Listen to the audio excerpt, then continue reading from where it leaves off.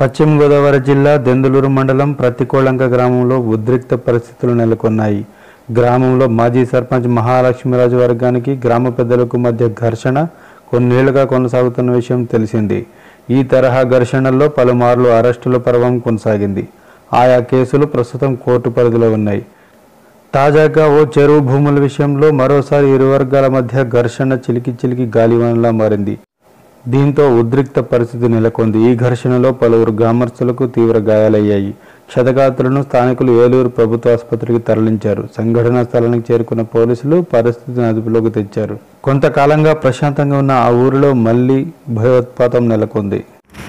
ఆసుపత్రిలో చికిత్స పొందుతున్న క్షతగాత్రులను గ్రామ పెద్దలు, స్థానిక నాయకులు, పలువురు ప్రజాప్రతినిధులు పరామర్శించారు. మహాలక్ష్మీరాజు ఆగడాలను అడ్డుకునేవారా లేరా అని ప్రశ్నించారు.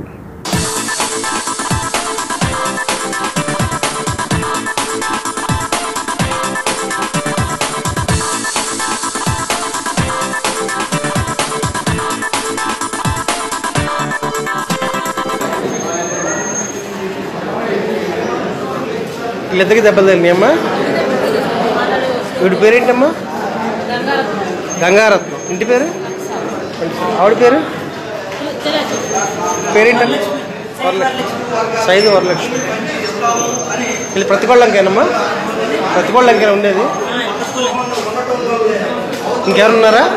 పేరేంటమ్మా? వరలక్ష్మి. సైదు వరలక్ష్మి. వీళ్ళు ప్రతికోళ్ళంకేనమ్మా? ప్రతికోళ్ళంకేనా ఉండేది? ఇంకెవరున్నారా? మాది ప్రతికోళంక గ్రామం అండి. నేను ఏడుబండాల గ్రామ పెద్ద మనిషిని అండి. నా పేరు సైదు తిరుపతిరావు. సార్, మా గ్రామంలో రెండు వర్గాలుగా గొడవ స్టార్ట్ అయ్యి సుమారు 5 సంవత్సరాలు అయిందండి. ఆ గొడవ రాను ఇక ఎంతకాలమైనా గొడవ అనేది ఆగట్లేదు.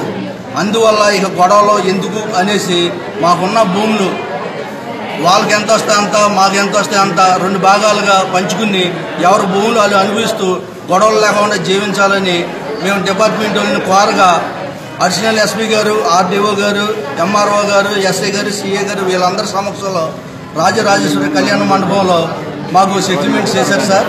మాకు భూములు 2 భాగాలుగా పంచి మీకు వాళ్ళకి సంబంధం లేకుండా, గొడవలు లేకుండా మీరు శుభ్రంగా జీవించేటట్టు మేము చేస్తాము అని వాళ్ళు మాట్లాడటం జరిగిందండి.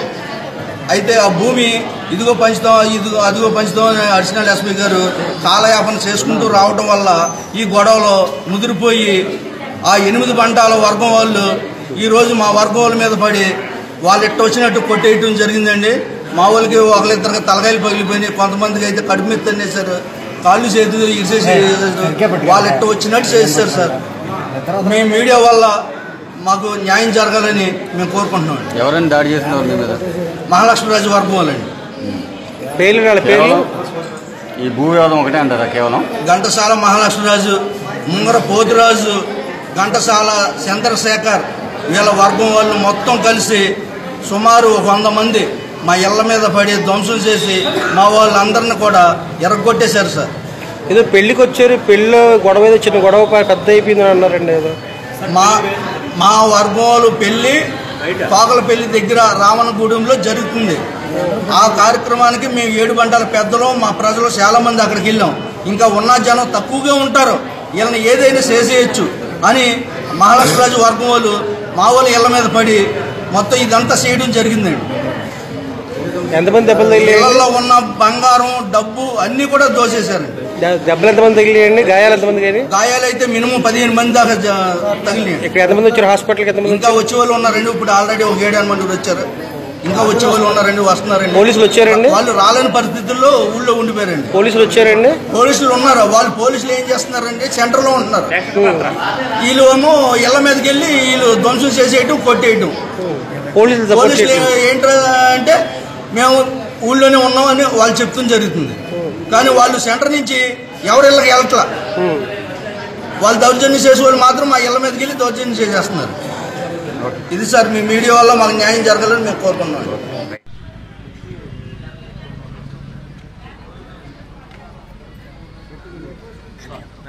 చంద్రబాబు నాయుడు గారు, ముందుగా మిమ్మల్ని అడుగుతున్నాం, రాష్ట్రంలో ప్రజాస్వామ్యం ఏమాత్రమైనా ఉందా? దెందులూరు నియోజకవర్గంలో ఒక రాక్షస పరిపాలన జరుగుతోంది. దెందులూరు నియోజకవర్గంలో పత్తికాలంక అనే గ్రామంలో ఈనాడు వాళ్ళకి రావాల్సిన 13 కోట్ల రూపాయల డబ్బు వాళ్ళకి రావాలని చెప్పి వాళ్ళు కూర్చుని ఉంటే వాళ్ళకి ఇంటిలోకి వెళ్ళి వాళ్ళు చేసిన తప్పు ఏంటండి? వైఎస్ఆర్ కాంగ్రెస్ పార్టీ ఫ్లెక్స్ కట్టుకున్నారు అంతే. ఆ రెండు విషయాల గురించి అని చెప్పి వాళ్ళ ఇళ్ల మీద పడి వాళ్ళందరినీ కూడా చితకబాది ఒక ఆడవారిని కూడా చూడకుండా జుట్టు పట్టుకుని బయటికి ఈడ్చి ఎంతసేపు అక్కడ కొప్పాకులో పందాలు వేసుకుంటూ ఉన్నాడు. ఇక్కడ నియోజకవర్గంలో ప్రజలు ఇంత ఇబ్బంది పడుతూ ఇక్కడ భయానక వాతావరణంలో ఉంటే పత్తికాలం గ్రామం అంతా కూడా ఒక రాక్షస వాతావరణం. ఇప్పుడే పోలీసు వారితో కూడా మాట్లాడటం జరిగింది. ఈ గ్రామస్తులందరూ కూడా ఇక్కడికి వచ్చి ఇక్కడి నుంచి మేము వెళ్ళము, గ్రామానికి వెళ్ళాలంటే మాకు భయం వేస్తుందన్న అంటూ ఉన్నారు. పోలీసు వారితో కూడా మాట్లాడటం జరిగింది. రాత్రి అంతా కూడా అక్కడ పికెటింగ్ పెట్టండి, మా వాళ్ళందరినీ కూడా మీరు కనుక మాట ఇస్తే ధైర్యం చెప్తే మేమందరం కూడా వాళ్ళకి ధైర్యం చెప్పి వాళ్ళందరినీ కూడా గ్రామంలోకి పంపిస్తాం, మీరు పికెటింగ్ పెట్టాలని కూడా వాళ్ళని కోరటం జరిగింది. తప్పకుండా రాత్రి పికెటింగ్ పెడతామని చెప్పడం జరిగింది. వీళ్ళు ఇప్పుడు పత్తికోళ్ళంక అనే గ్రామంలో వీళ్ళకి రావాల్సిన డబ్బు వాళ్ళకి ఇవ్వకుండా ఈ విధమైన దౌర్జన్యం చేయడం ఏమాత్రం న్యాయమా? తప్పకుండా దీనిపై తగిన చర్యలు తీసుకోవాలని, వెంటనే కేసు కట్టాలని కూడా మన అధికారులతో కూడా మాట్లాడటం జరిగింది.